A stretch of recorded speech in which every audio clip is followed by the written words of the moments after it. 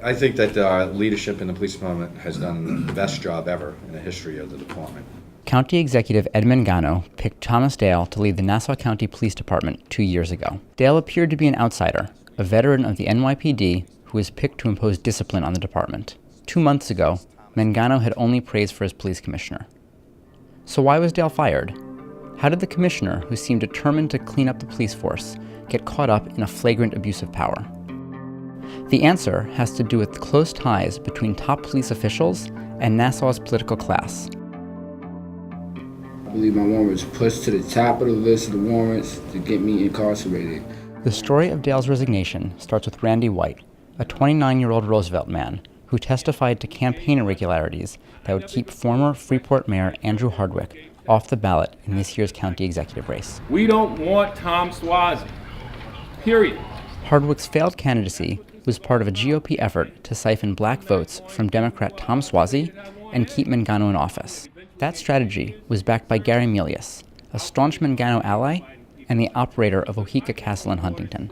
Everyone knows that Gary and I are very, very close friends, and we made this clear to the public. He explained to everyone that we're good friends and that if I needed help, he was going to help me because he didn't like what happened in Freeport. Milius isn't just a friend of Hardwick's. He's a politically connected businessman who is invested in the re-election of his friend Mangano. So when Randy White testified against the Hardwick campaign, he was directly at odds with the interest of Milius and Mangano. That's why the Hardwick campaign was so interested in discrediting Randy's testimony. 2 days before he was due to reappear in court, White was visited by members of the Hardwick campaign, and shortly afterward, he was stopped while on a Nassau County bus. So I'm over to Hempstead. We was like over by Kennedy Park. I was stopped by 3 detectives in suits, and one of them asked me, "Are you Randy White?" And I said, "Yeah." So he told me to stand up and put my hands behind my back. I said, "What's this for?" He said, "You have a bench warrant." Stopped the bus in the middle of movement. The orders to pick up White were set in motion by Commissioner Dale, who was responding to a request from Milius to get involved with the case. There's no evidence that Mangano asked his police department to get involved, but he didn't need to. When Dale got the call from Milius, he knew what it meant. For Dale to keep his job, Mangano had to get reelected. Milius helped Dale get the commissioner's job, and the two are part of the same circle of elites who socialize at Oheka Castle. When Milius wanted to help the Hardwick campaign by influencing a witness, all he had to do was ask. If that happened, that's a message. I mean, that's a message. If he had been stopped driving a car, if he had been stopped doing anything, and they popped this up, I would have...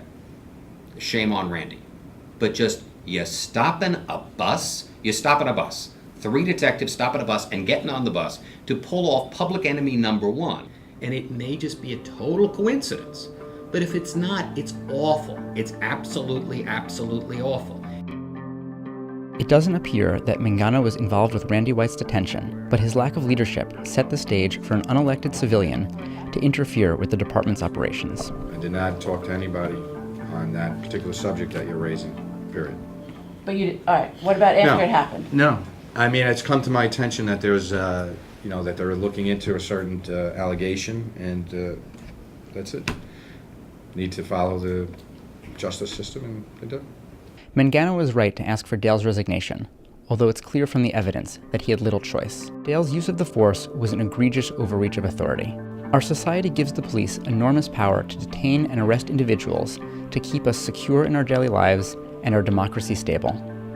It's a power that must be exercised within the strictest limits of our Constitution and laws. To portray such a trust by using policing powers to selectively harass and intimidate perceived political opponents is nothing short of thuggery. We are glad that Randy White was vindicated.